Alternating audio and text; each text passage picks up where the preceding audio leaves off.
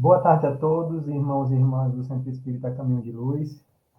É uma satisfação estar com vocês nessa tarde, ainda que seja em meio virtual, mas com fé em Deus estaremos juntos em alguma oportunidade na via presencial. Eu me chamo Diego Neves, sou trabalhador do Centro Espírita Serra de Luz e, a convite da casa, estou aqui hoje para tratarmos do tema Epidemia Obsessiva, que é um capítulo do livro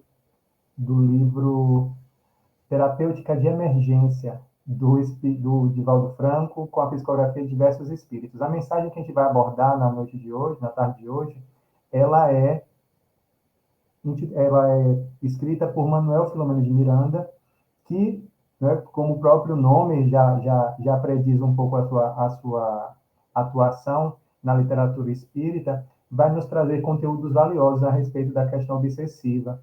E é interessante que ele aborda, na verdade, essa temática da epidemia obsessiva como sendo um momento da atualidade, uma circunstância em que as influenciações se dão de maneira mais ostensiva sobre nós aqui encarnados. É claro que para que a gente possa falar sobre obsessão e sobre esse contexto epidêmico que o Espírito nos traz nessa mensagem, é importante a gente lembrar, na verdade, o conceito básico de obsessão. Nós vamos ter, a partir de Kardec, no Livro dos Médiuns, a informação de que, o conceito, melhor dizendo, de que obsessão se trata da influenciação de uma mente de forma ostensiva sobre outra. Nesse contexto, e nós aprendemos durante muito tempo que a obsessão se dava na via do espírito desencarnado, portanto, da mente do desencarnado sobre a mente do encarnado, mas ampliamos esse conceito de obsessão e começamos a considerar não só por uma questão da própria realidade, mas por observarmos no contexto dos nossos comportamentos em relação que as obsessões se dão das mais diversas formas, não mais limitando-se à influenciação perniciosa, ostensiva, como queira, de uma mente desencarnada sobre a mente do encarnado. A própria literatura espírita, ela é robusta na apresentação das diversas formas de obsessão e, na atualidade, né, já que estamos falando aí de uma epidemia obsessiva no contexto atual, embora a mensagem não seja exatamente do ano de 2025, mas é fato que nós vivenciamos hoje um processo de influenciação, de maneira geral, muito grande, seja pela influência dessas mentes desencarnadas, seja pela própria influência de mentes encarnadas sobre mentes encarnadas, e, sobretudo, nos comportamentos que nós adotamos ou desejamos adotar a partir das figuras que nós intitulamos na atualidade como influenciadores. Então, nossa proposta de hoje não é simplesmente trazer o conteúdo de Manuel Filomeno, mas fazer também uma abordagem que nos permita analisar as diversas formas de influenciação, mas não com o objetivo de nos alardear qualquer questão relacionada à obsessão propriamente dita, mas na postura de pessoas que estão conhecendo ou que já conhecem o Espiritismo, se dedicam ao seu estudo e pretendem, de alguma forma, internalizar esses conteúdos no seu modo de ser, na sua existência, é importante a gente estar atento às diversas formas de influenciação. Se o conceito básico fala dessa influenciação ostensiva de uma mente sobre outra, a gente precisa entender por qual razão essas influenciações se dão. E aqui a gente sempre parte da premissa de que essa influenciação, quando nós falamos de processos obsessivos, essa influenciação está relacionada a compromissos ou desajustes do caminho existente entre essas duas mentes. A gente vai perceber, na verdade, que quando falamos de obsessão, via de regra, nós partimos da premissa de que estas influenciações se dão por alguma razão atribuída a um distúrbio de comportamentos do indivíduo, seja na atualidade, seja no seu passado. A literatura espírita também vai ser muito clara nesse conceito quando nos apresenta que as diversas formas de obsessão não se dão exclusivamente por desalinhos do passado, ou seja, nem todo processo obsessivo que se instala na minha consciência, né, no meu psiquismo, por exemplo, vai se dar única e exclusivamente por força dos meus desafetos de outras encarnações.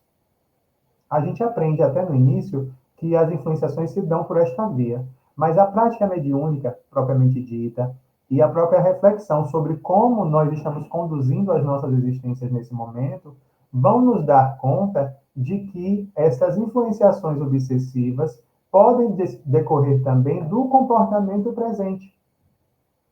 Então, quando pensarmos na acepção do contexto que Manuel Filomeno nos aborda de epidemia obsessiva, nós estamos falando de um processo coletivo, não é? E em nível de epidemia, nós vivenciamos a pandemia alguns anos atrás, a gente entende que, na verdade, há uma situação coletiva em que nós, em nossa maioria, estaríamos, então, sob os influxos dessas influenciações perniciosas e ostensivas dos mais diversos tipos de espírito. E é importante que se diga também que é natural que ocorra esse tipo de influenciação, e aqui por natural eu digo, é da nossa condição evolutiva, porque nós nos encontramos em constante vinculação a essas ondas de padrões de pensamento e de emoções e de energia que estão envoltas em torno de nós.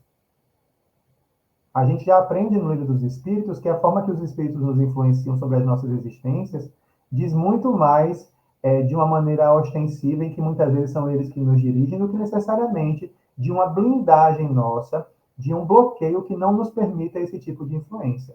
Se eu estou aqui agora abordando uma temática, por mais que eu esteja fiel ao roteiro que eu tenha estabelecido para essa conversa na reunião doutrinária, eu não posso me furtar às diversas impressões que vão me chegar ao longo da fala e que, eventualmente, conciliem com o conteúdo que eu estou abordando.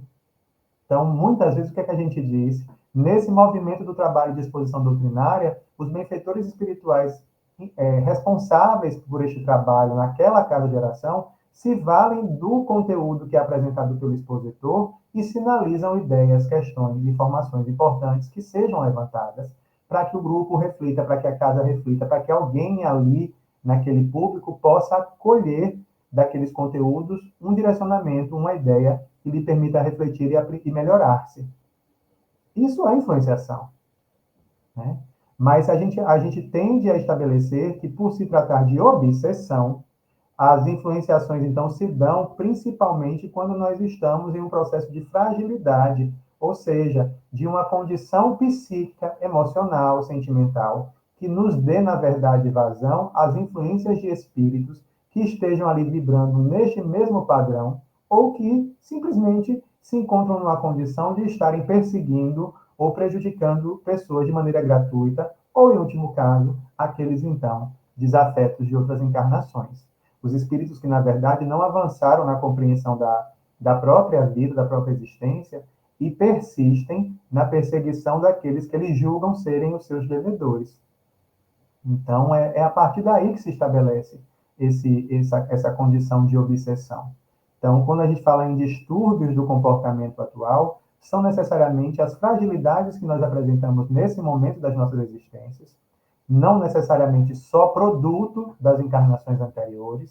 Se a gente fosse considerar, por exemplo, aqui, a fé hoje é um ponto crítico na existência do ser humano. Espíritas, cristãos, de maneira geral, de outras religiões, todos nós, diante dos problemas que enfrentamos em questão de humanidade, muitas vezes nos colocamos em uma situação de fragilidade quanto à nossa fé. Se nós apresentamos esse campo de fragilidade, nos questionamos, desacreditamos, ou simplesmente nos entregamos a essa onda de pessimismo, de desânimo que muitas vezes nos visita, sem o estímulo da fé, nós damos vazão para que essas influências perniciosas se deem sobre nós. Então, sou eu, você que acompanha essa mensagem nesse momento, diversas pessoas no nosso entorno vão apresentar esses traços que a gente até diz assim, olha, não sou só eu que estou nessa condição de desânimo. Fulano, Beltrano, Ciclano também apresentam esse mesmo comportamento. Por que será?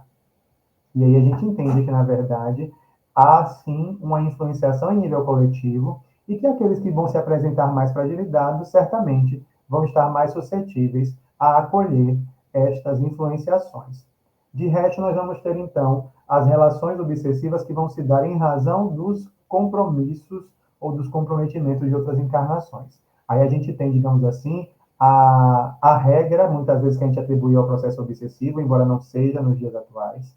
Quando nós falamos, por exemplo, em saúde mental, na atualidade, nós estamos falando em um processo coletivo de enfraquecimento dessa saúde e que, portanto, também abre margem para as influenciações perniciosas. A grande verdade é que só há esse tipo de influenciação de natureza obsessiva sobre nós porque nós ainda nos encontramos na vibração, na prática ou na vibração do mal.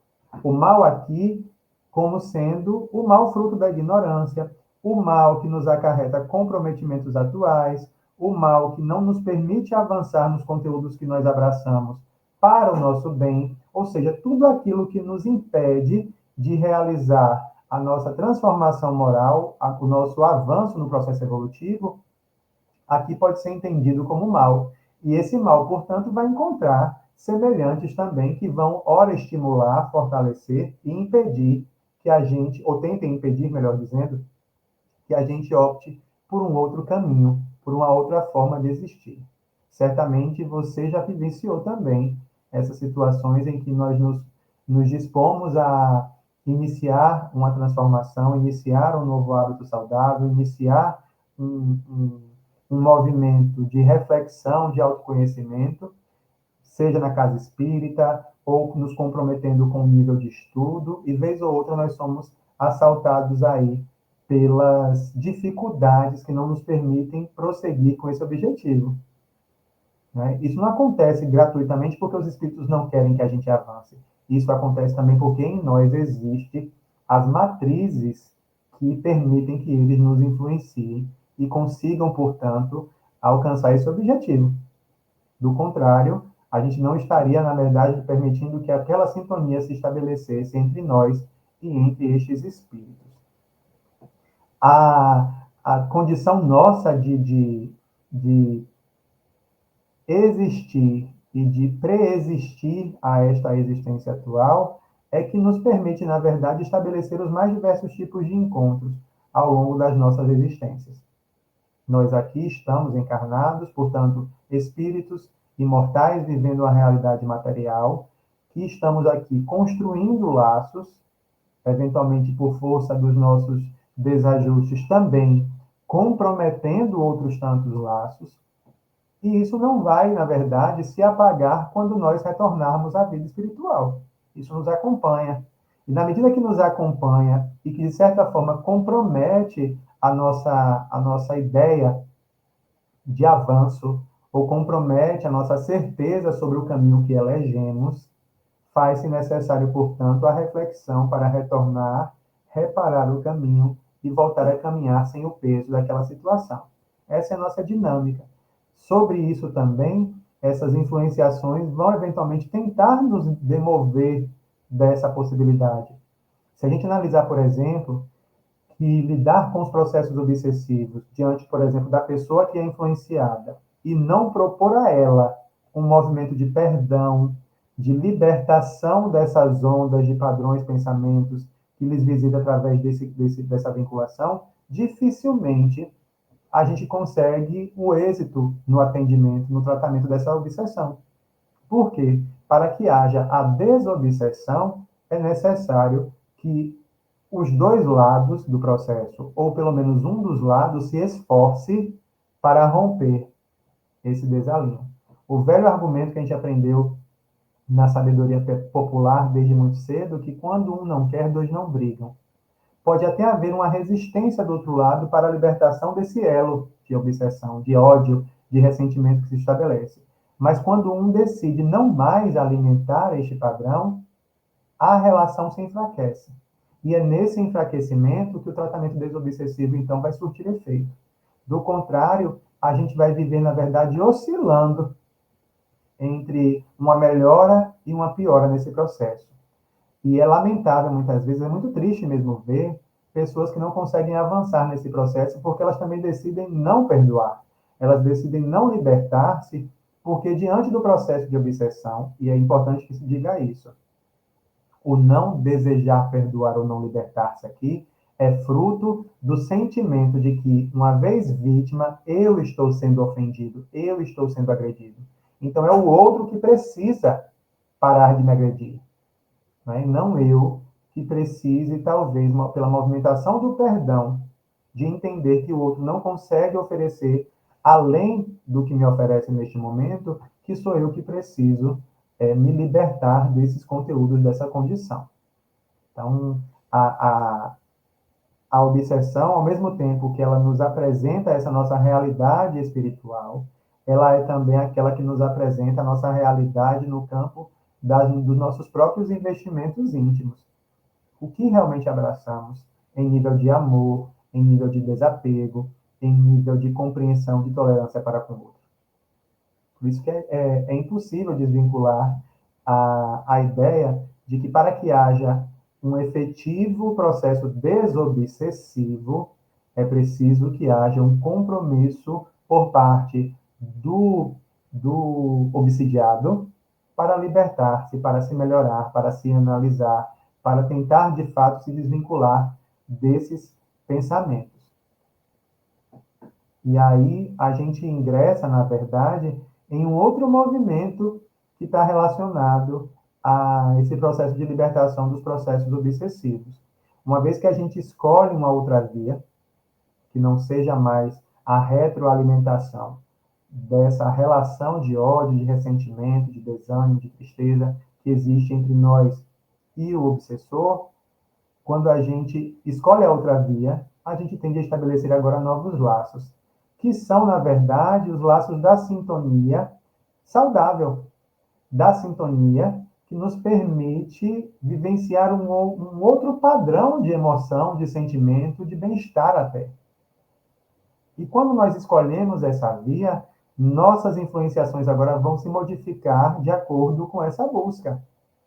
Então, certamente o que vai acontecer, uma vez agora influenciados, orientados, conduzidos até por espíritos mais equilibrados, a gente tende também a equilibrar as nossas emoções.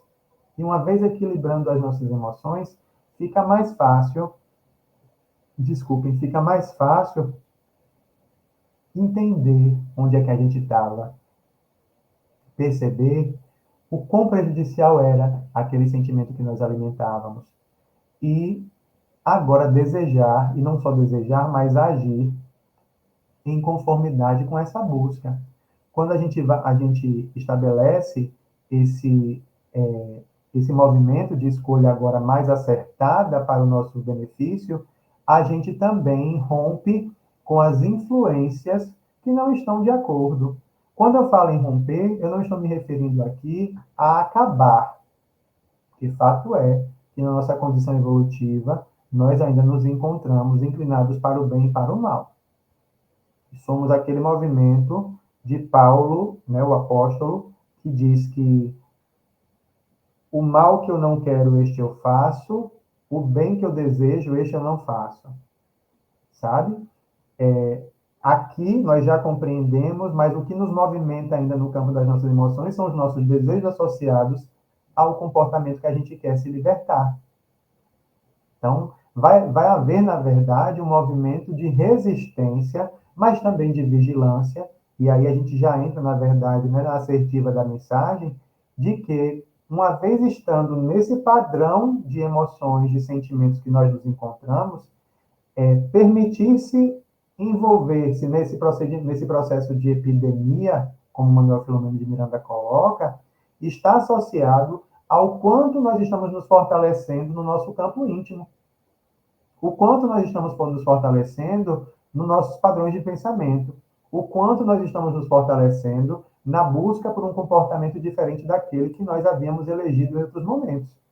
Então, enquanto houver essa movimentação de luta, para que se estabeleça uma escolha mais concreta e positiva para nós, vão haver quedas, escorregadelas, não é? Cair e levantar. Vai haver. A gente tem que também aceitar esse processo.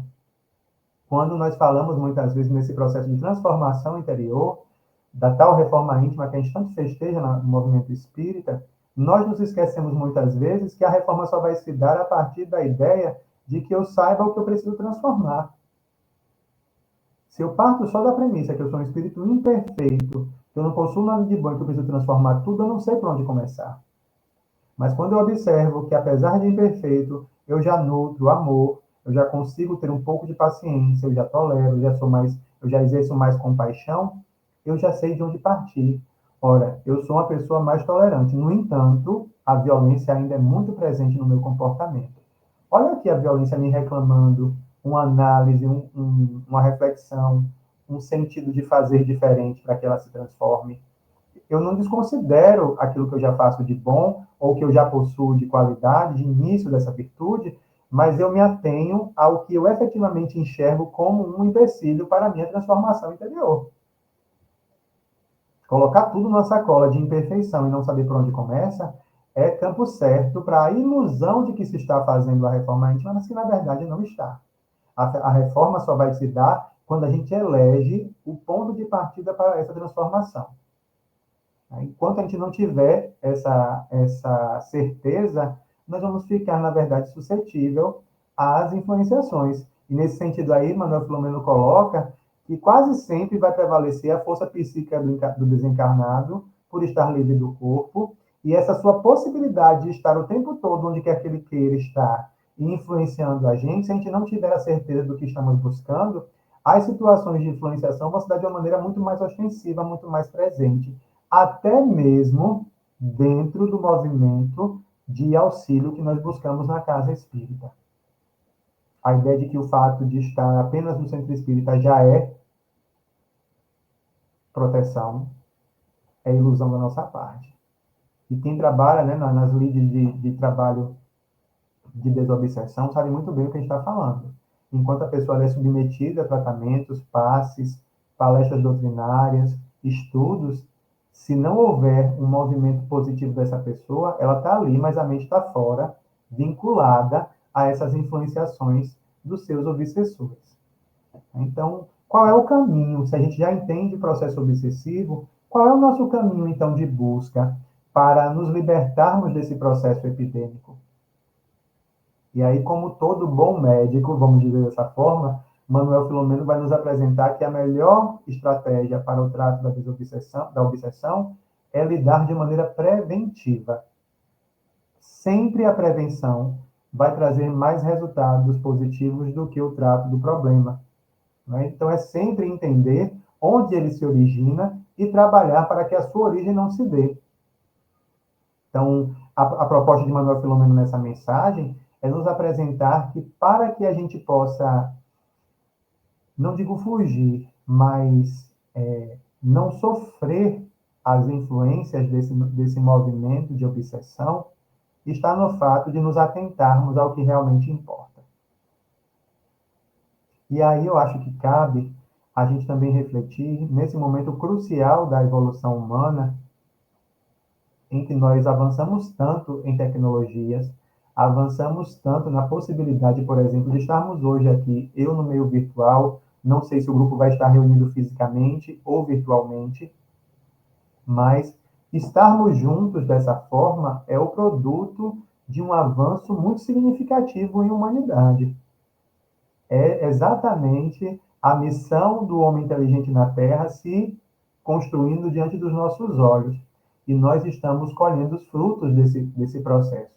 Ao mesmo tempo, por estarmos ainda nessa oscilação entre ignorância e esclarecimento, entre altruísmo e egoísmo, entre o bem e o mal, que a gente costuma utilizar como justificativa, nós também verificamos o uso inadequado dessa tecnologia em prejuízo dos demais. Então, nós estamos hoje falando de obsessão, mas poderíamos falar tranquilamente também sobre os processos de influenciações que se dão de encarnados para encarnados, em um nível coletivo, das mais diversas formas e nutrindo os mais diversos sentimentos.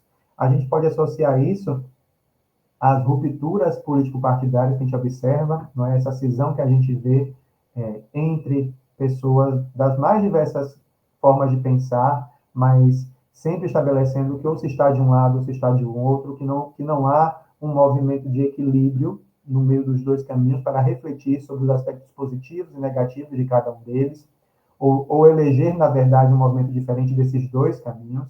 Nós vemos essa dificuldade diante de nós mesmos no movimento espírita. Estamos hoje vivenciando um momento em que há uma cisão dentro do nosso próprio movimento espírita, ainda que parte desse movimento não se intitule movimento espírita, mas se compreende a doutrina espírita, se orienta por ela, está também nesse movimento, mas que se estabelece entre um movimento dito conservador e um movimento progressista. Nós estamos aí vivenciando essa divisão. E se a gente for avançar um pouco mais para as questões de amenidades da vida, nós somos hoje influenciados constantemente, bombardeados por informações verdadeiras, informações falsas, difamações, acusações injustas, inteligência artificial construindo informações por força de o mau uso desses recursos. Então, nós hoje também somos influenciados, encarnados por encarnados, das mais diversas maneiras. Então, são os estilos de vida saudável, são os estilos de vida próspera do ponto de vista material, são os filtros que esboçam a juventude eterna, são a felicidade até tóxica estampada nas redes sociais. Tudo isso, amigos, é também um movimento de influenciação que a gente poderia colocar perfeitamente na reflexão da mensagem de Manuel Filomeno.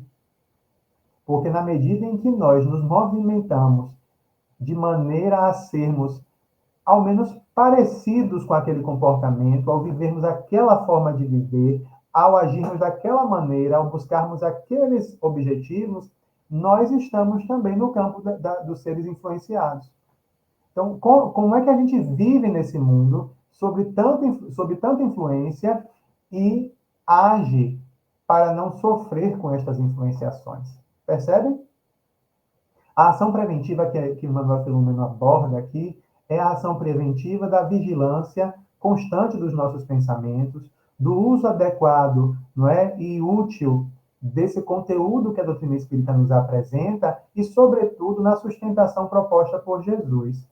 É ter Jesus realmente como lastro para a nossa existência e uma referência indiscutível para estabelecermos de que maneira vamos agir. Então, nesse contexto, agir preventivamente é buscar esses recursos, é entender que o nosso processo de transformação interior é um processo terapêutico. Desculpem, não é um processo que vai se dar em saltos, muito menos um processo que não vai ser visto efetivamente nesta existência, porque tudo que a gente fizer agora só vai ser refletido na existência seguinte. Não. Né?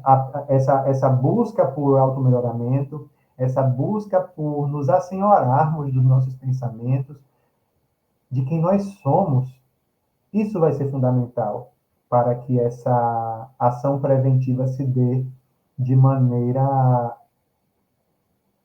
adequada, de maneira efetiva, sabe? Quando nós falamos muitas vezes que todos nós somos influenciados o tempo todo, nós não estamos mentindo a esse respeito. Mas, ao mesmo tempo, essa afirmativa, ela não é uma sentença de que nós não sairemos dessas influenciações, principalmente quando elas são prejudiciais sobre nós. À medida que a gente vai entendendo quem a gente é, quais são as nossas limitações, quais são as nossas más inclinações e quais são também os valores morais positivos que nós já angariamos na nossa existência, no nosso modo de ser, tudo isso fortalece a gente nesse processo de desobsessão em nível individual, e se desenvolve isso em nível individual, certamente também vai se refletir no nosso convívio, no nosso nível coletivo. Né? O homem se descuida, vai dizer Manuel Filomeno, dos deveres espirituais, avança no desenvolvimento psicológico e social, mas nega-se às responsabilidades morais. Por que Jesus, então, portanto, é tão referência para nós?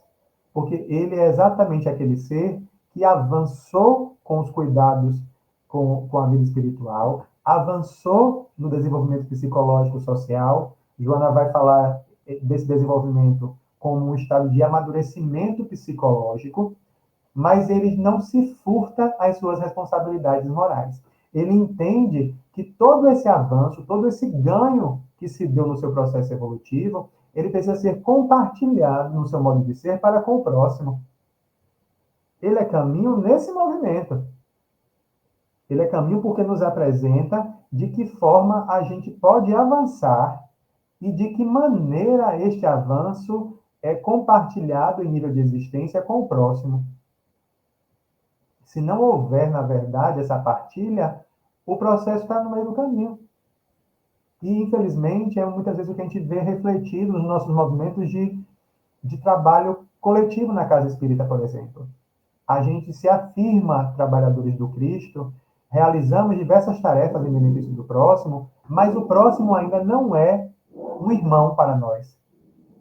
O próximo, muitas vezes, para nós, é apenas um número na assistência social, é apenas um assistido no trabalho espiritual, mas ele não se vê refletido como nosso irmão de caminhada. Se a gente não avançou nesse nível de ver o outro como irmão de caminhada, a gente não avançou no amor. Se a gente não avançou no amor, a gente segue se negando a um dever nosso, que é amar. Não é um dever de exercitar este sentimento em benefício do próprio. A gente se afadiga pela aquisição de excessos e derrapa no comportamento salutar. A gente se excede em tudo que nos traz prazer sensorial, satisfação pessoal, individual, mas naquilo que pode ser compartilhado e que nos traz um outro tipo de prazer, um prazer superior até, no sentido de utilidade no trabalho divino, quando a gente tende a escorregar nessa tarefa ou fraquejar, a gente tende a abrir mão disto.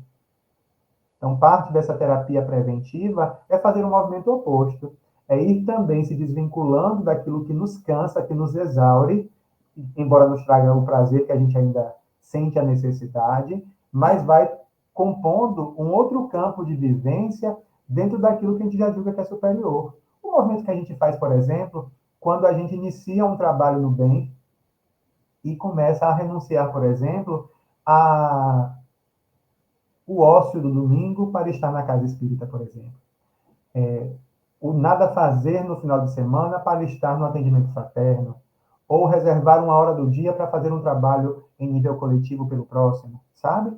São esses movimentos que, na verdade, vão nos dando essa sustentação, que uma vez no sentido parte de algo maior do que nós, até as nossas dificuldades também vão se tornando menores no nosso campo de preocupação. A gente aprende a entregar a Deus, a gente aprende a se fortalecer, a seguir fazendo e entendendo que a gente vai contar com esse amparo. E nesse processo, a gente também vai se modificando, porque a gente começa a acolher pensamentos de estímulo, a gente começa a ouvir vozes, digamos assim, que nos orientam a seguir, a insistir nesse movimento, e a gente vai se resguardando das influenciações que dizem, olha, nada do que você está fazendo vai salvar o mundo. Mas a gente entende que o pouco que a gente faz é um pouco que se soma a outros poucos, e esses poucos aí vão se tornando muitos na tarefa. Manuel Filomeno também vai dizer que a gente precisa se precautelar, auxiliando aqueles a quem a gente feriu e magoou, que é, na verdade, um movimento de reparação no caminho. Se eu entendo que eu fiz o mal, o meu momento de reparação é imediato. Daquele momento, eu já posso me movimentar para refazer o caminho. Se eu avanço sem fazer esse movimento de reparação, a minha consciência me cobra.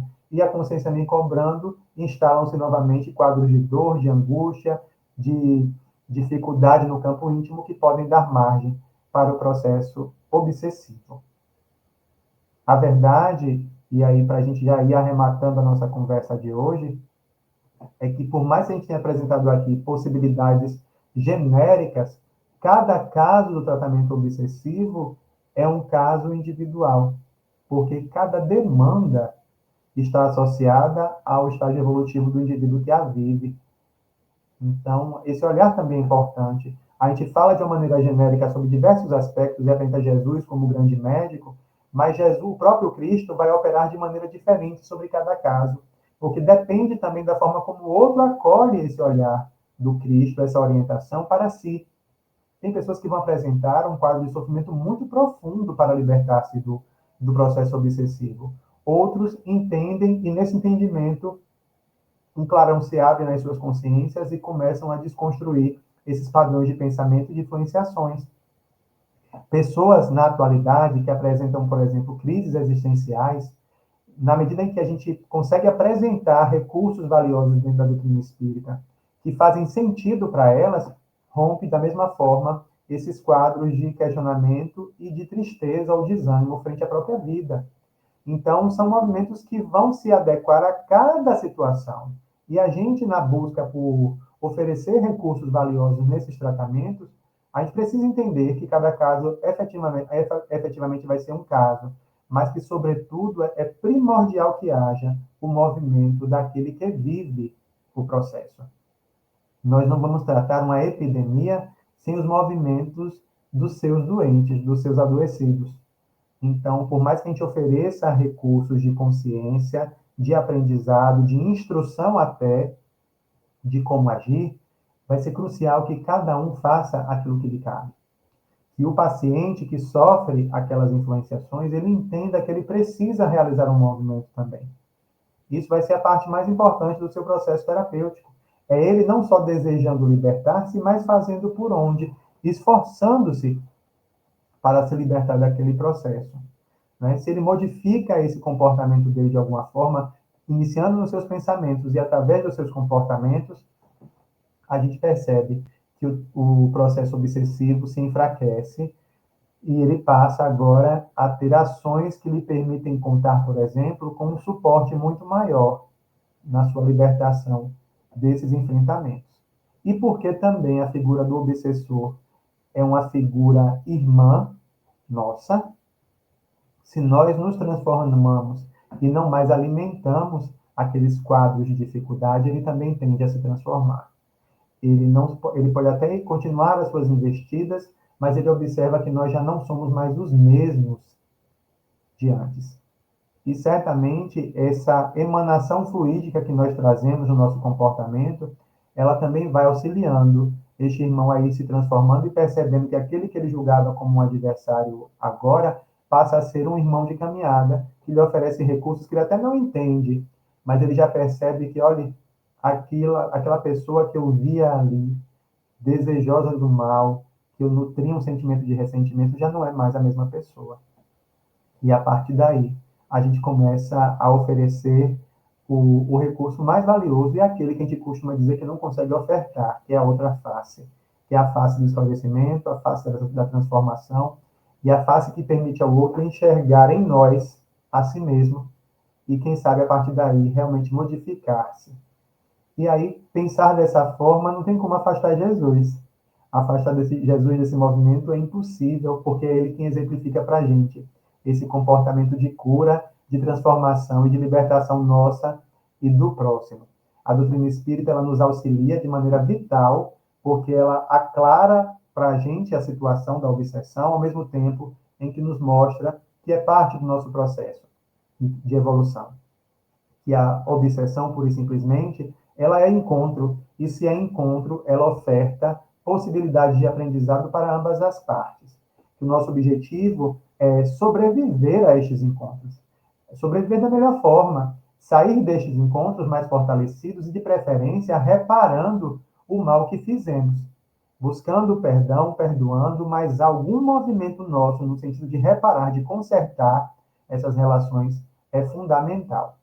A gente precisa, cada vez mais, e neste momento também, passar a nos nutrir destes conteúdos. Há pouco eu falava das influenciações das redes sociais e tudo mais, mas também a rede social ela é infestada de bons exemplos. Ela é repleta de pessoas que podem nos influenciar no sentido de conhecermos a nós mesmos, de fazermos o bem. Então, são esses os movimentos que nós precisamos permitir a influenciação.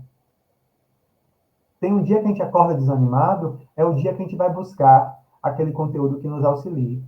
É o dia que a gente entende que nós não prestamos para nada, é o dia que a gente vai procurar o vídeo daquele pedreiro que está construindo a casa da maneira mais bem cuidada e que não está recebendo nada pelo aquilo, porque o objetivo dele é beneficiar alguém, dar uma casa à sua mãe, a alguém que ele conhece, que precisa, enfim, fazer o bem de alguma maneira.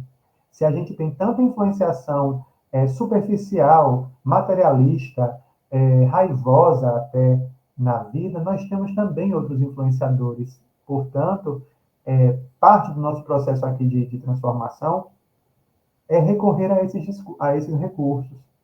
Os recursos valiosos estão em Jesus, certamente, mas entre Jesus e nós vamos encontrando estes outros recursos também no nosso caminho que permitem que a gente possa ir avançando conforme vai compreendendo e aprendendo com estes valores.